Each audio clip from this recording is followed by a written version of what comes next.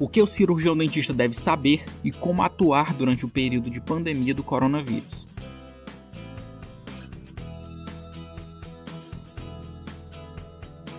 O coronavírus é uma família de vírus que causam infecções respiratórias, provocando a doença chamada Covid-19, que se tornou uma pandemia atualmente.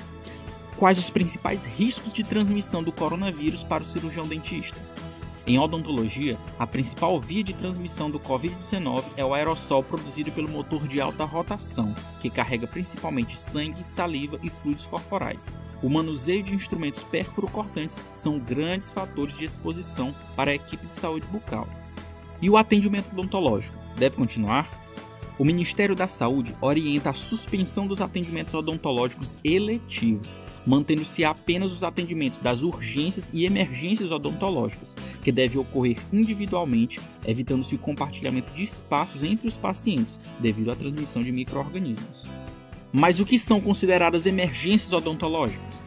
São situações que potencializam o risco de morte do paciente, como, por exemplo, sangramento não controlado, celulite ou infecções bacterianas difusas com aumento de volume e traumatismo envolvendo os ossos da face, com potencial comprometimento das vias aéreas do paciente.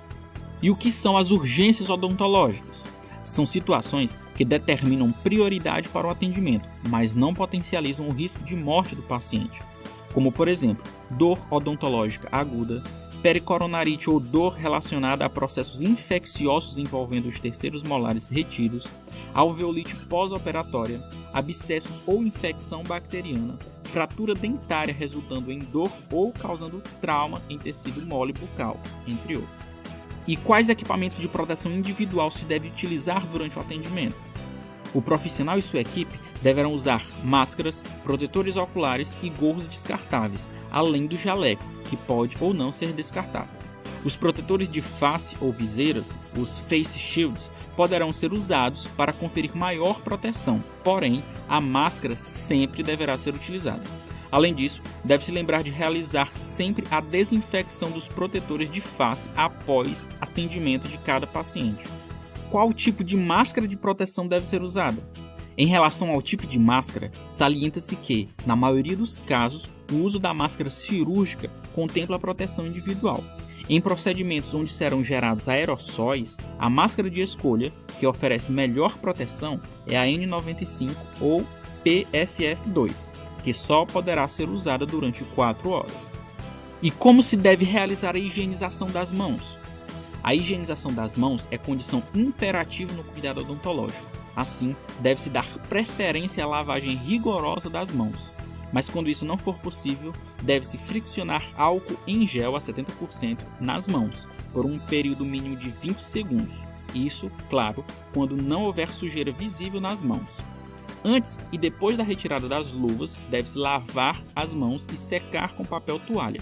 Vale lembrar que, antes da lavagem das mãos e para atender quaisquer pacientes, é importante que o profissional retire todos os adereços, como anéis, pulseiras, cordões, relógios e brincos. E quais cuidados se deve ter no momento do atendimento? Sempre que possível, deve-se usar isolamento absoluto com diques de borracha durante os procedimentos. Quando o isolamento não for possível, deve-se dar preferência a instrumentos manuais para remoção de cáries e o uso de extratores de cálculo ao invés de aparelhos ultrassônicos, para que se minimize a geração de aerossóis. Mas vale lembrar, atendimentos só em casos de urgência e emergência. Procure usar também sugadores potentes do tipo bomba a vácuo, para que diminua a disseminação de aerossóis pelo ambiente.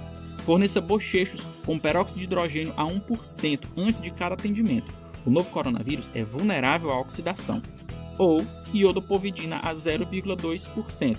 Esses são recomendados para reduzir a carga salivar. A clorexidina parece não ser eficaz contra o novo coronavírus. E o que deve mudar na sala de espera do consultório odontológico durante esse período de pandemia? É importante que nas salas de espera existam disponíveis álcool em gel a 70%, orientações para a higiene das mãos, informações sobre a etiqueta respiratória e da tosse, além de alerta para o uso de equipamentos de proteção individual. Deve ainda conter orientações para que se evite tocar olhos, nariz, boca. Não esqueça de evitar a aglomeração de pacientes na sala de espera e os oriente a manter uma distância mínima de pelo menos 1 metro entre eles. Quando houver algum paciente ou acompanhante com tosse ou outro sintoma respiratório, deverá ser fornecida máscara cirúrgica e orientação para o seu uso. E como se deve realizar a limpeza e desinfecção de superfícies do consultório? Deve-se fazer uma desinfecção rigorosa do consultório, nas maçanetas, cadeira, cuspideira, etc.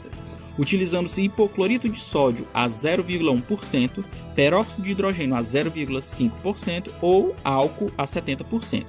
Vale ressaltar ainda que todas as superfícies tocadas deverão ser desinfectadas, sendo necessário o uso de barreiras de proteção, a exemplo do papel filme, o qual deve ser trocado a cada paciente. Como o cirurgião dentista pode ajudar os outros profissionais de saúde? Os profissionais de saúde devem estar organizados e trabalhando em sintonia, desde o acolhimento e triagem até a avaliação de sintomas e definição de casos, para que se controle eventuais riscos de contaminação inerentes ao novo coronavírus. Além disso, deve-se atentar para os processos de desinfecção, esterilização e limpeza dos instrumentais, equipamentos e ambientes. E como proceder se o cirurgião dentista perceber sua temperatura elevada? O cirurgião dentista e a equipe de saúde bucal deverão ser avaliadas e a temperatura deverá ser aferida 2 vezes ao dia, sendo que a primeira ocorre antes de iniciar o trabalho e a outra ao longo do dia. Caso algum membro da equipe apresente temperatura superior a 37,3 graus Celsius, deverá ser afastado do trabalho por 14 dias.